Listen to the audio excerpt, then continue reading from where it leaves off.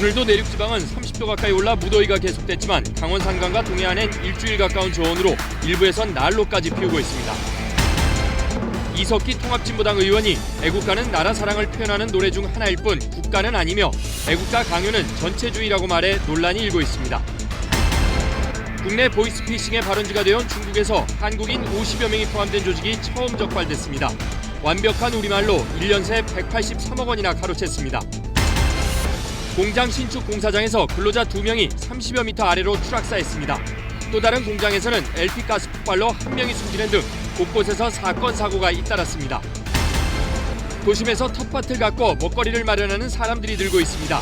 안전한 먹거리와 건전한 여가로 주목받고 있는 도시농업 집중 취재했습니다.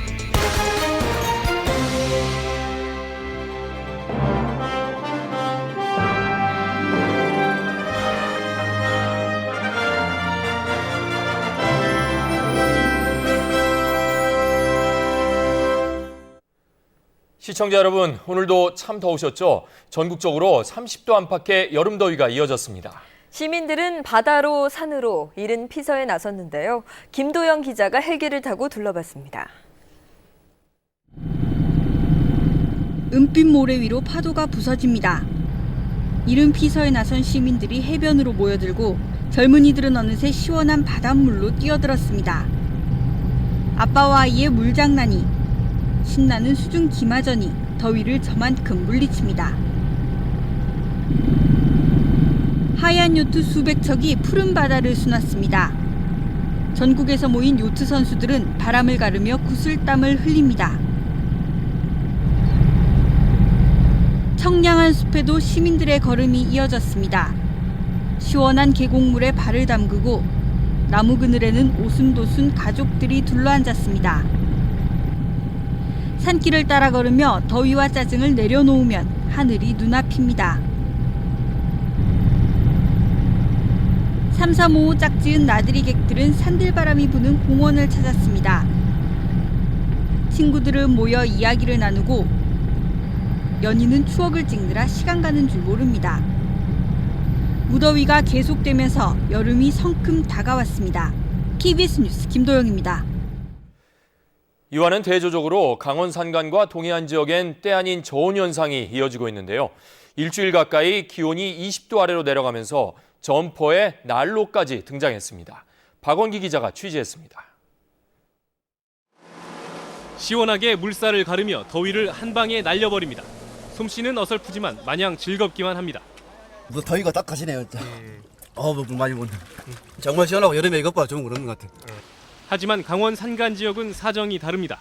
겨울에나 불법한 연탄 난로가 여전히 뜨끈뜨끈합니다. 쌀쌀하고 추우니까 위에 뭐 잠바 같은 거 걸쳐 입어야 되는 거고, 그러면 아무래도 일하고 하는데 불편하니까 난로불도 피우고. 동해안 해수욕장도 마찬가지. 수온이 낮아 들어가기 어렵습니다. 이달 개장에 인파가 북적이는 남서해안 해수욕장과 대조적입니다. 물에 들어갈 생각이 있었지만 지금 날씨에서는 들어가기에는 조금 많이 온도 차이가 크기 때문에. 농작물도 비상이 걸렸습니다. 저온 현상이 빈번하게 나타나면 농작물 발육 부진이나 병충해를 입을 가능성이 높아져 농민들도 우려가 큽니다. 지금 시기적으로 한 30cm는 커야 되는데 지금 약 한 20cm 정도밖에 안 컸기 때문에 평년보다 한 10cm는 적게 크지 않았는가 하는 생각을 하고 있습니다. 강릉 지역은 오늘만 22도까지 올랐을 뿐 지난 12일부터 나흘 동안이나 20도를 밑도는 저온 현상을 보였습니다. 서늘한 동풍이 계속 불어오면서 동해안에는 저온 현상이 나타났고 이 바람이 백두대간을 넘으며 고온 건조해지는 팬 현상으로 내륙 지역은 더워진 겁니다. 기상청은 동해안의 이런 저온 현상이 내일부터는 누그러지면서 전국 대부분 지역이 무더워질 것으로 보고 있습니다. 또 제주도는 다음 주 장맛비가 내릴 것으로 예보했습니다. KBS 뉴스 박원기입니다. 사퇴 압력을 받고 있는 통합진보당 이석기 의원이 이번엔 애국가는 국가가 아니라고 말해 파문일고 있습니다. 검찰은 통합진보당 관련 수사에 속도를 내고 있습니다. 최영원 기자입니다. 통합진보당 이석기 의원이 애국가는 나라 사랑을 표현하는 여러 노래 가운데 하나일 뿐이지 정식 국가는 아니라고 주장했습니다. 또 민족적 정한 등을 고려했을 때 아리랑이 실제 국가 같은 것이라며 애국가 부르기를 강요하는 것은 전체주의라고도 했습니다. 이에 대해 이 의원 측은 당이 쇄신 차원에서 국민의례 때 애국가를 부르기로 한 데 대해 애국가를 부른다고 당이 쇄신되는 것은 아니라는 취지였다고 해명했습니다. 하지만 인터넷에서는 이 의원을 비난하는 글들이 하루 종일 이어졌습니다. 새누리당도 논평을 내고 종북 세력의 막장 드라마를 보는 것 같다고 비난했습니다. 대한민국의 애국가를 부정하는 의원이 과연 대한민국 국회의원인지 그것을 묻지 않을 수가 없습니다. 민주통합당 역시 이 의원의 발언은 국민 정서에 반하는 주장으로 비판받아 마땅하다고 밝혔습니다. 이런 가운데 CN 커뮤니케이션스의 선거 비용 부풀리기 의혹을 수사 중인 검찰은 압수물 분석에 착수했습니다. 이르면 다음 주부터 실무자들을 소환할 계획인데 실질적 소유주인 이석기 의원에 대한 소환 조사도 불가피할 것으로 보입니다. 검찰은 또 통합진보당 부정경선 의혹 수사에서 일부 동일 IP에서 투표가 이루어진 사실을 확인하고 당원 명부와 투표 기록을 대조하는 작업도 함께 진행하고 있습니다. KBS 뉴스 최영원입니다. 이석기 의원도 비례대표 당선자입니다만 4.11 총선 비례대표 당선인의 선거 비용 보전이 최근 논란거리입니다. 정당의 비례대표 당선인 숫자나 득표율과 상관없이 전액 보전하는 게 과연 바람직하냐는 건데 하송현 기자가 심층 취재했습니다. 지난 4.11 총선에서 비례대표 선거 비용을 보전받은 정당은 모두 4곳.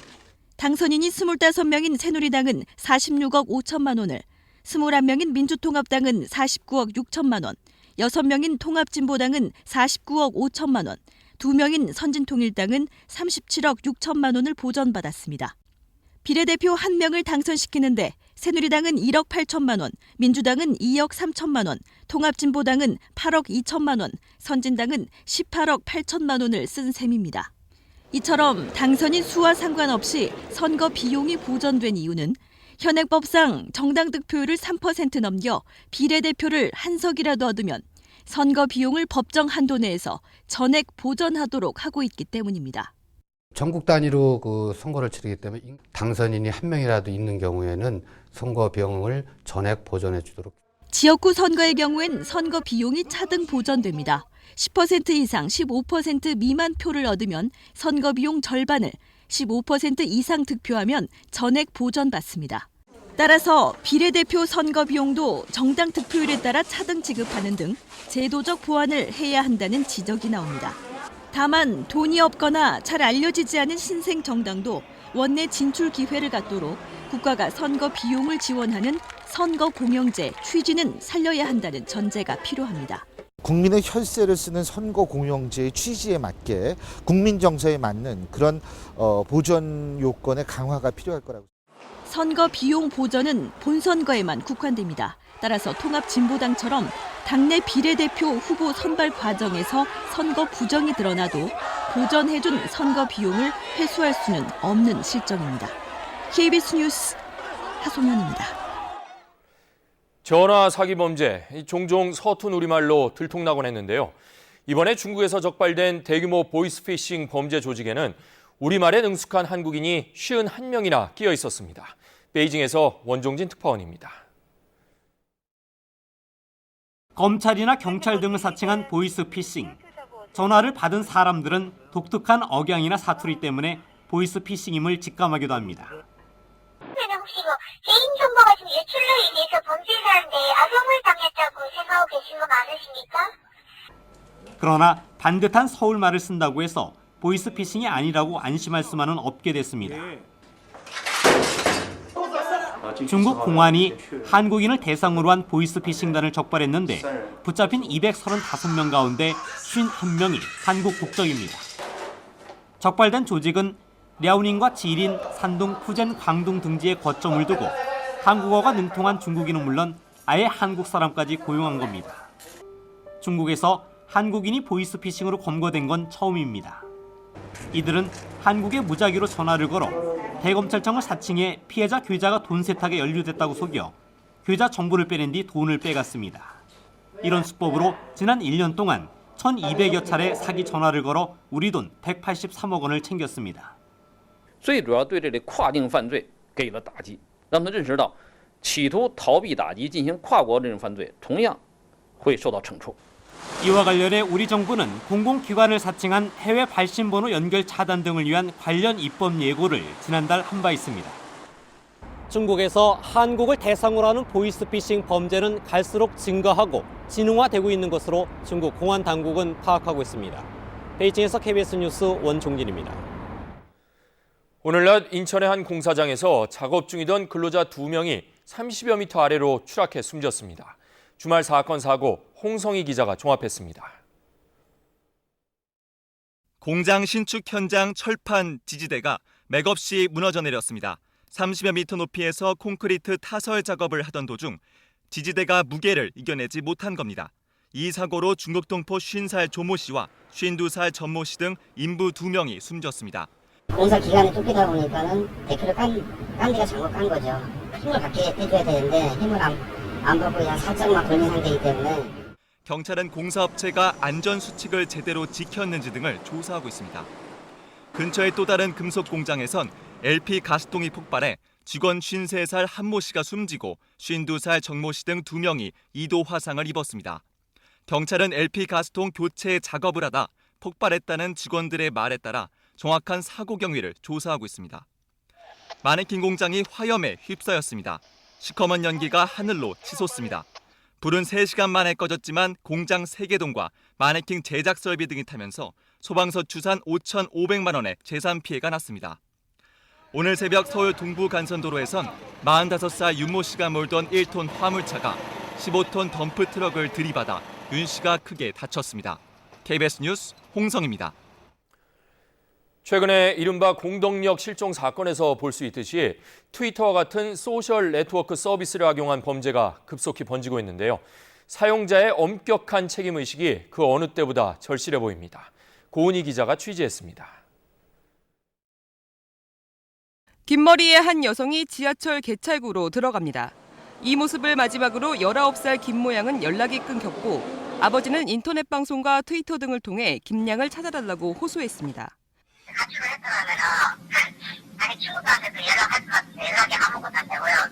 하지만 아버지라던 남성은 김양 어머니의 동거남이었고 김양을 학대해온 것으로 드러나 구속됐습니다. 가출하고 실종된 거하고 쟤하고 그런 거하고 아무 관계 없어요. 실종된 자기 엄마하고 다 찾아달라고 하고 찾은 거거든요. 뒤늦게 드러난 진실이 트위터 이용자들에게는 더 큰 충격입니다. 이번 공덕력 사건의 내막을 알게 되니까 배신감도 들고 무섭게 사용될 수 있다는 생각이 들어서 심각하다고 생각했어요. 트위터 등 SNS가 범죄에까지 이용된 겁니다. 유명인을 사칭해 돈을 빌려달라거나 주가 조작을 위해 기업에 대한 나쁜 소문을 퍼뜨리는 등 SNS를 이용한 범죄도 다양해지고 있습니다. SNS라고 하는 서비스가 도입이 되면서 사람들 간의 관계가 굉장히 중요하게 됐죠. 그러니까 내가 남에게 메시지를 보낼 때 좀 더 신중하게 보내고 전파 속도가 빨라 소명이나 정정이 어려운 SNS의 특성 때문에 허위 사실이나 개인 신상 정보가 인터넷에 계속 떠돌면서 2차 피해가 잇따르고 있습니다. KBS 뉴스 고은입니다. 지난해 귀농 귀촌 인구가 처음으로 10,000가구를 넘었습니다. 작물 선택에서 농사법까지 가르쳐주는 맞춤형 귀농이 있는가 하면 월급도 받으면서 농사도 배우는 인턴 귀농까지. 좀 더 쉽고 안정적으로 귀농에 성공할 수 있는 방법들이 개발되고 있습니다. 이호울 기자가 심층 취재했습니다. 마을 공동 고사리밭에서 잡초를 뽑고 있는 최영욱 씨. 작목 선정에만 몇 개월을 보내는 다른 귀농인들과 달리 최 씨는 6달 만에 고사리를 발목 높이까지 키웠습니다. 고사리 재배로 특화된 맞춤형 귀농 마을에 입주한 덕분입니다. 농사 방법 자체를 모르기 때문에 가서 이제 같이 일을 하면서 농사를 이렇게 하는 것이구나 하는 것부터 하나하나씩 배우기 시작했죠. 귀농 희망자들이 농촌 생활을 경험하고 적응할 수 있도록 6달 동안 무료로 살 수 있는 집까지 마련돼 있습니다. 이 같은 맞춤형 귀농 마을은 거창군에만 4곳이나 됩니다. 따로 뭐 이렇게 들어가는 돈이 없으니까 일단 쉽게 들어와서 여기서 이제 또 정착할 때를 알아볼 수도 있고 하니까 되게 좋은 것 같아요. 아예 귀농 희망자들의 요구에 맞춘 마을을 만드는 곳도 있습니다. 올가을 조성될 경북 영양의 이 분재 수성 마을은 동호인들이 몰리면서 추첨으로 입주자를 선정할 정도로 인기를 끌었습니다. 인근 지역에 이런 좋은 분재 전시관이 있으니까 취미 클럽도 취미 생활도 하고 그다음에 그 취미를 이용해서 수익도 창출하고. 귀농 석 달째인 박인철 씨 부부는 표고버섯 농장에서 재배법을 배우며 월급까지 받고 있습니다. 귀농인을 대상으로 한 인턴에 선정됐기 때문입니다. 농촌에 오면 당장 소득이 끊겨 경제적 부담을 져야 하는 고민이 해결된 겁니다. 아직 확신 거의 없으니까 저기가 직업이 이거 와도 이제 처음에는 이제 좀 안정적으로 수입도 나오고 생활 이제 정착하는 도움이 되라고. 지난해 귀농 귀촌한 인구는 모두 만여 가구. 귀농이 크게 늘면서 시행착오를 막고 조기 정착을 돕기 위한 맞춤형 귀농이 대세가 되고 있습니다. KBS 뉴스 이호울입니다.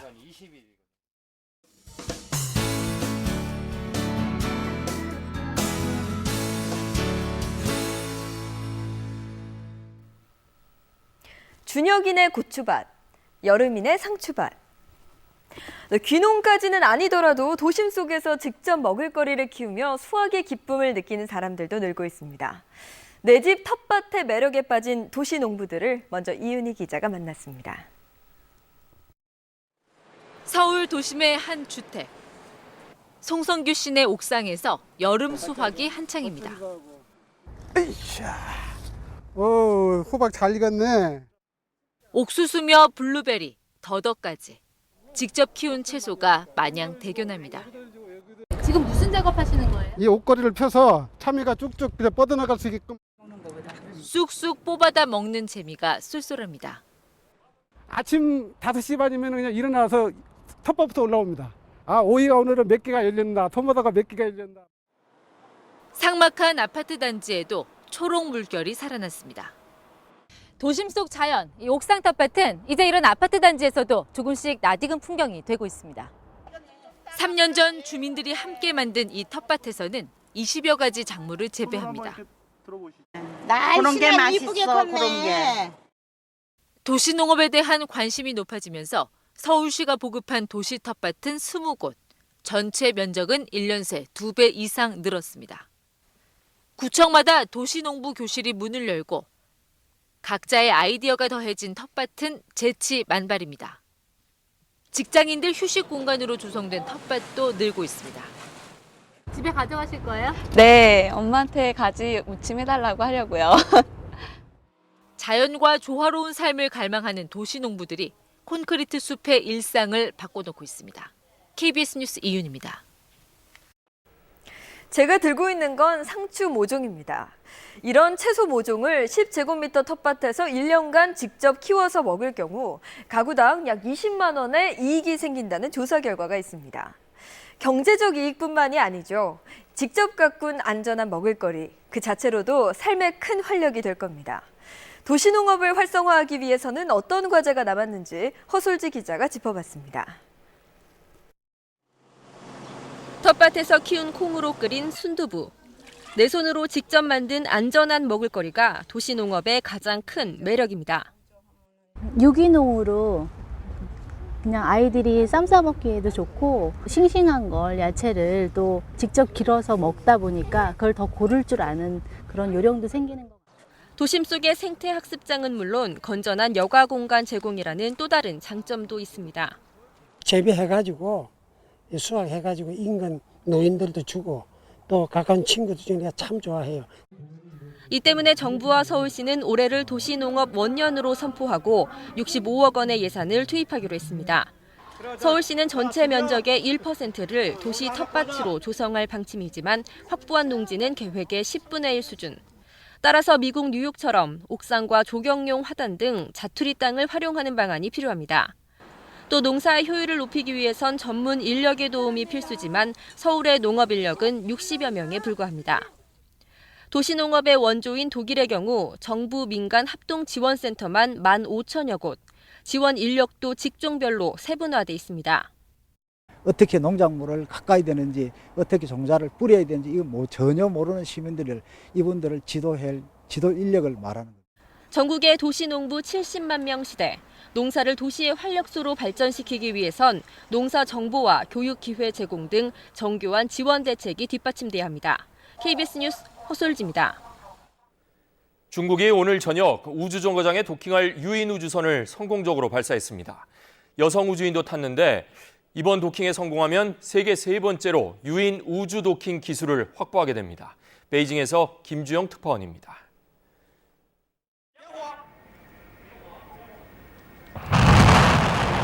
거대한 먼지 폭풍과 함께 선저우 9호를 실은 로켓이 하늘로 솟구칩니다. 우리 시각 오늘 저녁 7시 37분.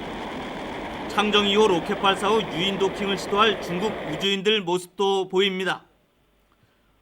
발사 후 2분 만에 1단 로켓이 분리되고 20분 만에 중국 항공우주 당국은 선저우 9호 발사가 성공했다고 공식 발표합니다.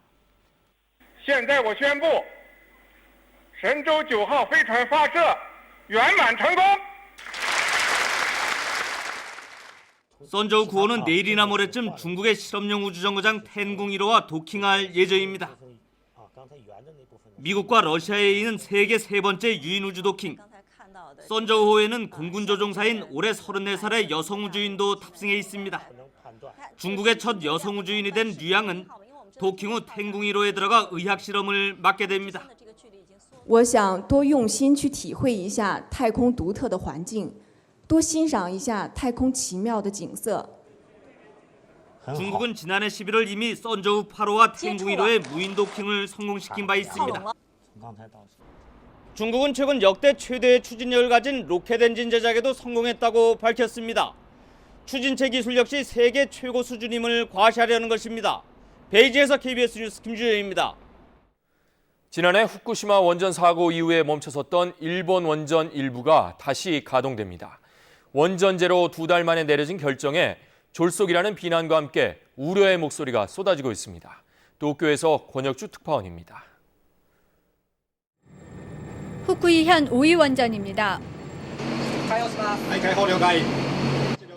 오늘 오후부터 3, 4호기의 재가동 준비가 시작됐습니다. 일본의 원전 50개가 모두 멈춰선 이른바 원전 제로 상태가 된 지 43일 만의 일입니다. 후쿠이현 지사가 오늘 총리 관저를 찾아 재개 동의를 밝혔기 때문입니다. 関西の皆様の生活と産業の安定に資するため、同意する決意をここにお伝えをいたしたいと。 원전 제로 상태를 벗어나고자 하는 일본 정부도 발빠르게 재가동을 결정해 다음 달 8일이면 실제 가동에 들어갈 것으로 보입니다. 立地自治体のご理解を得られた今、再起動することを政府の最終的な判断といたします。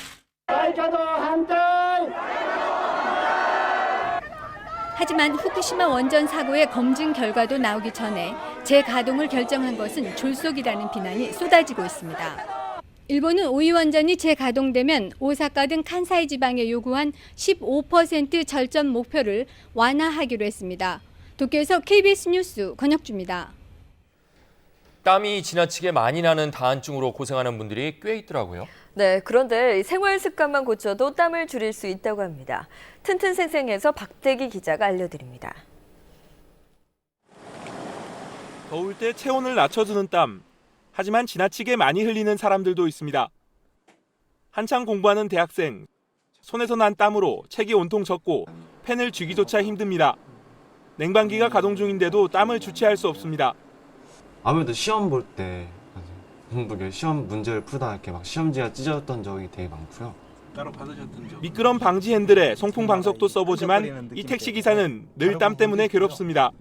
제 몸이 닿는 부분마다 다 끈적거림이 있으니까 그것이 제일 좀 안 좋습니다. 다한증은 주로 스트레스가 교감신경을 이상 흥분시켜 땀을 지나치게 많이 흘리게 하는 질병입니다. 이 때문에 땀을 줄이기 위해선 우선 생활 습관부터 고쳐야 합니다. 맵고 짠 음식이나 커피 같은 자극적인 음식이나 우유 제품은 교감신경을 흥분시키기 때문에 가능한 한 피해야 합니다. 또 적절한 운동과 수분 섭취로 스트레스를 풀어주는 것도 도움이 됩니다. 태음인분들은 좀 이렇게 그 체중이 갑자기 사실은 늘면서 그런 다한증이 오는 경우가 많기 때문에요. 운동을 하시는 게 좀 많이 도움이 되십니다. 신경 흥분을 완화하는 주사나 약도 있지만 심할 경우에는 수술로 치료합니다. 가슴 속에 있는 흉추, 즉 등뼈 옆에 있는 교감신경을 갖다가 차단해 줍니다. 잘라줘서 차단하는 방법을 사용합니다. 방치할 경우 사회생활이 어려워져 우울증으로 이어질 수 있기 때문에 초기에 적극적인 대응이 필요합니다. 몸에 전체적으로 땀이 많은 경우에는 갑상선 질환 등 다른 병이 있을 수 있기 때문에 정확한 원인 치료가 필요합니다. KBS 뉴스 박대기입니다.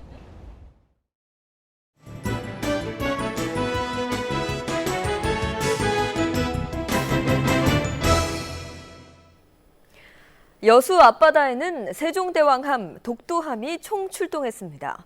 우리 해군의 대규모 해상 사열이 펼쳐졌는데요. 아덴만 여명 작전 재연 훈련에는 석혜균 선장도 직접 참가했습니다. 백미성 기자입니다.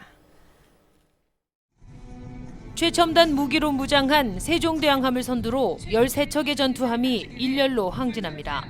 장갑차가 물살을 가르며 침투하는 사이 공중에서는 UDT 대원들이 로프에 몸을 의지해 바다로 뛰어듭니다.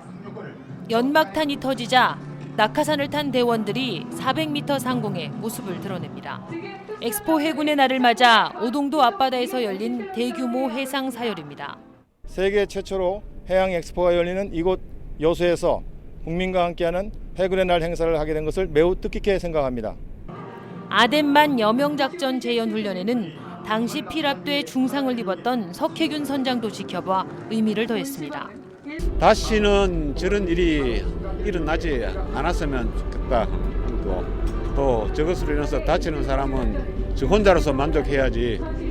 독도함에 올라 해군의 화려한 사열을 지켜본 관람객들은 독도 수호 의지를 다지며 탄성을 터뜨립니다.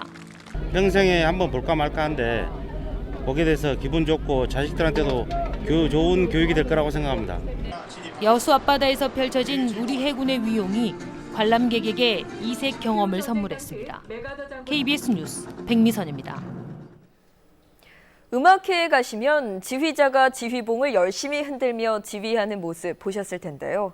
그 손동작은 어떻게 알아보는지, 악보도 있는데 지휘자는 왜 꼭 필요한지 궁금하셨죠? 심연희 기자가 궁금증을 풀어드립니다.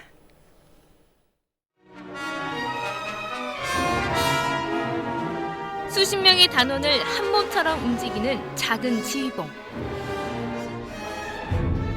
지휘자는 때론 눈빛으로, 때론 몸짓으로 카리스마를 뿜어냅니다. 지휘자의 가장 중요한 임무는 바로 음악에 자신만의 색을 입히는 겁니다. 그래서 똑같은 악보를 연주해도 이 지휘자에 따라 곡 길이가 9분이 되기도 12분 20초가 되기도 합니다.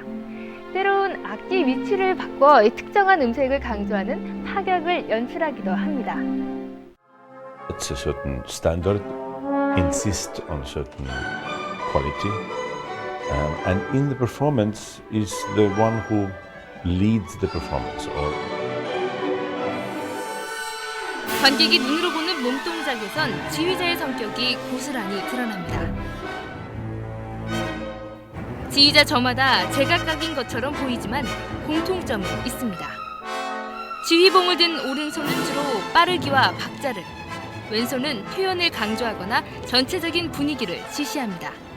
공연 당시 상황에 따라 지휘 내용은 언제든 바뀔 수 있기 때문에 연주자는 늘 지휘자를 살펴야만 합니다. 상당히 진짜 주의력 있게 항상 지휘를 봐야 되고 긴장은 더 되지만 한편으로는 그게 예술적으로나 음악적으로 훨씬 더 가치가 저는 높다고 생각합니다. 지휘자의 손끝을 통해 연주 때마다 새 생명을 얻는 음악. 그래서 수백 년이 된 곡들도 지금까지 생생하게 우리 곁에 살아있을 수 있는 건 아닐까요? KBS 뉴스 심연입니다. 옷 로비 의혹을 받고 있는 임혜경 부산시 교육감이 피내사자 신분으로 경찰에 소환돼 현재 조사를 받고 있습니다. 부산지방경찰청은 임 교육감이 지난해 4월 사립유치원 원장 2명으로부터 받은 180만 원어치의 여성 의료와 의상실 사장으로부터 추가로 받은 재킷이 업무와 관련한 대가성이 있는지 여부를 집중 조사하고 있습니다. 타이완의 식당에서 한국산 생굴을 먹은 뒤 식중독을 일으키는 일이 잇따르자 타이완 당국이 한국산 조개류에 대한 검사에 착수했습니다. 타이완 보건부는 1차 검사 결과 한국에서 수입한 생굴 탓으로 드러났지만 부적절한 냉장 상태 등 식당 주방에서도 위생상의 문제점이 발견돼 역학조사를 벌이고 있다고 밝혔습니다.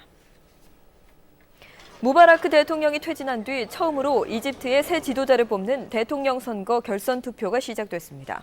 이번 투표에는 이집트 최대 이슬람 단체가 내세운 모하메드 모르시와 무바라크 정권 시절 마지막 총리를 지낸 아흐마드 샤피크가 결선에 올라 이 결과에 따라 이집트가 이슬람주의로 기울지 세속주의 국가로 남을지 결정될 것으로 보입니다.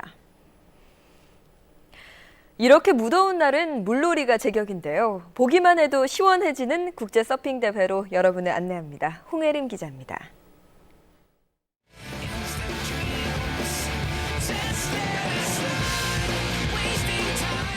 제주의 푸른 바다를 서퍼들이 시원스럽게 가릅니다. 보드 하나가 전부지만 높은 파도가 오히려 반갑습니다. 짜릿한 스릴을 만끽하기 위해 더 거센 파도를 찾아 멀리까지 헤엄쳐가고 하얀 포마를 뿌리는 높은 파도에 맥없이 물에 빠지기도 하지만 성공했을 때의 쾌감을 말로는 표현할 수 없습니다.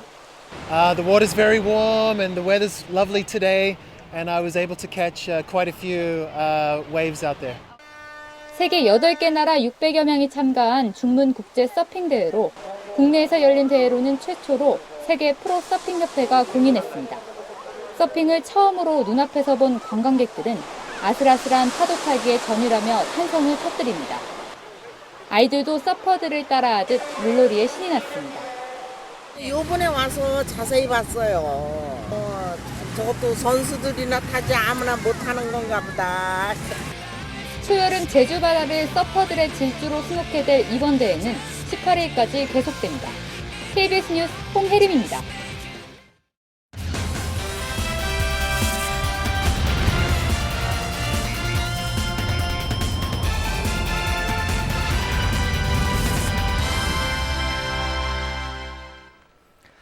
안녕하십니까. 스포츠 뉴스입니다.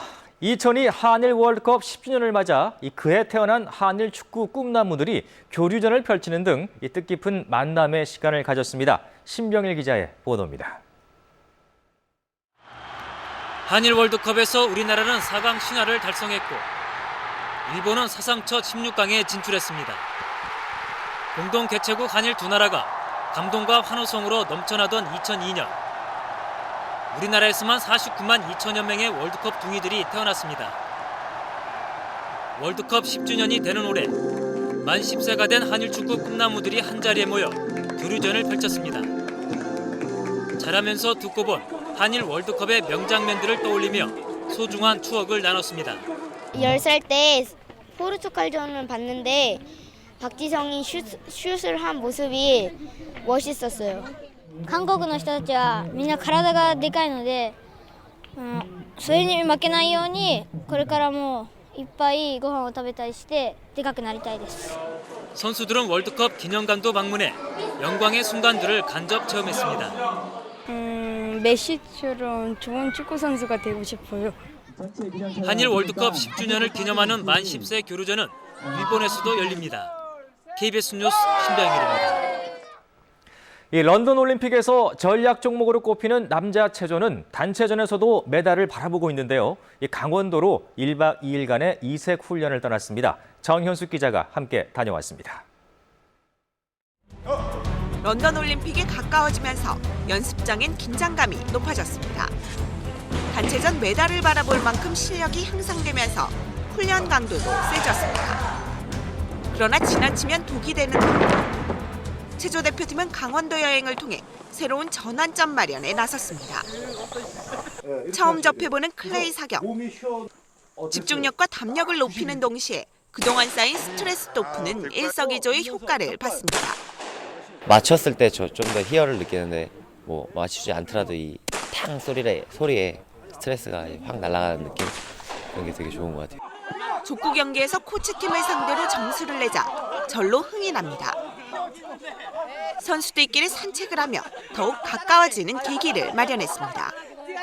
어색한 면도 없어지고 이제 또 시합 때도 같이 이제 파이팅하면서 서로 격려를 해줄 수 있을 것 같아요. 1박 2일간의 이색 훈련을 통해 결의를 다진 체조 대표팀은 사상 첫 단체전 동메달이라는 목표를 향해 다시 전진을 시작했습니다. KBS 뉴스 정현숙입니다. 이 프로야구 한화의 박찬호가 7회의 벽을 넘지 못하고 패전 투수가 됐습니다. 이 박찬호는 팀 타선의 부진 속에서도 6회까지는 호투했지만 7회에 무너졌습니다. 프로야구 소식 한성윤 기자입니다. 선두 SK 타선을 상대로 6회까지 무실점으로 역투하던 박찬호. 7회 말 무사 만루에서 몸에 맞는 공으로 동점을 내준 뒤 희생 플라이로 역전을 허용하고 교체됐습니다. 구원 투수의 실점으로 자책점 석점을 기록한 박찬호는 팀이 3대1로 지면서 패전을 기록했습니다. 박찬호가 7회 고비를 넘지 못한 가운데 한화는 SK전 9연패를 당했습니다. 지난 2004년 메이저리그에서 박찬호와 맞대결했던 SKFC는 한국 무대 첫 등판에서 박찬호를 상대로 승리를 기록했습니다. LG는 안타 14개를 몰아치며 기아를 제치고 기아전 3연패에서 벗어났습니다. 프로 데뷔 이후 첫 번째 1군 무대 선발로 나선 오규민은 7이닝 1실점 호투로 승리 투수가 됐습니다.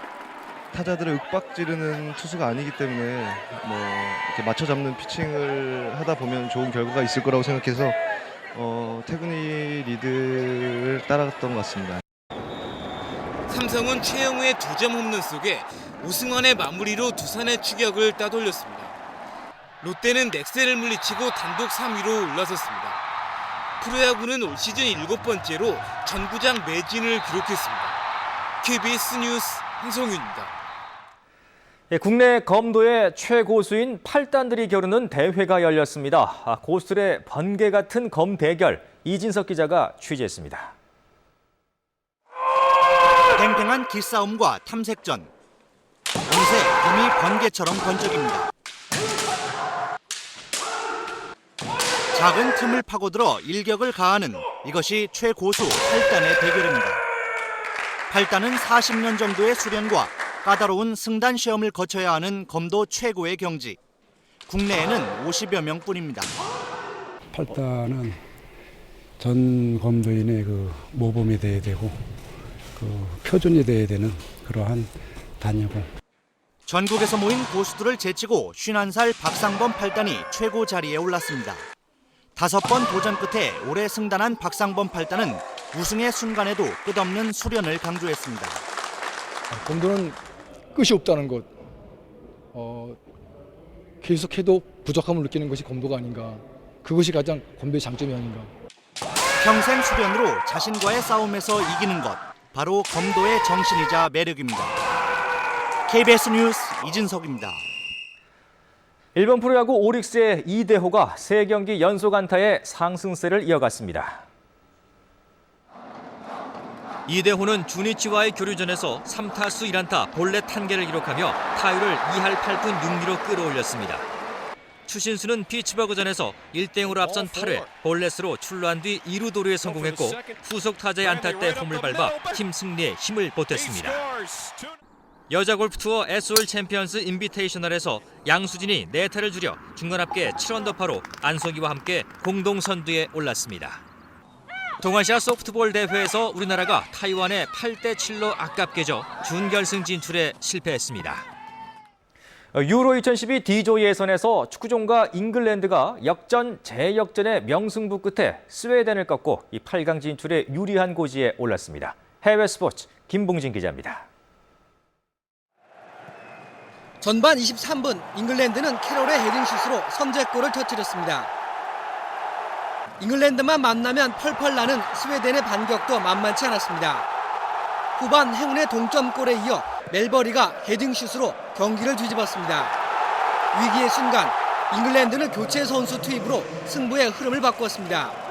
후반 19분 월콧은 투입되자마자 벼락 같은 중거리 슛으로 2대2 동점을 만들었습니다. 결승골도 월콧의 발에서 시작됐습니다. 날카로운 패스를 달려들던 웰백이 절묘한 발 뒤꿈치 슛으로 역전골로 연결했습니다.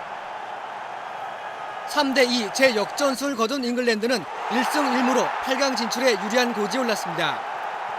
프랑스와 홈팀 우크라이나의 경기 전반 5분 만에 천둥과 번개를 동반한 비 때문에 중단됐습니다. 1시간여 만에 재개된 경기에서 프랑스는 우크라이나를 2대0으로 잡았습니다. 1승 1무를 기록한 프랑스는 잉글랜드의 골 득실에 앞서 조별리그 선두로 나섰습니다. US 오픈 골프 둘째 날 타이거 우즈가 중간 합계 1언더파로 공동 선두에 오른 반면 지난해 우승자 맥킬로이는 컷오프 탈락해 일찌감치 짐을 쌌습니다. KBS 뉴스 김봉진입니다.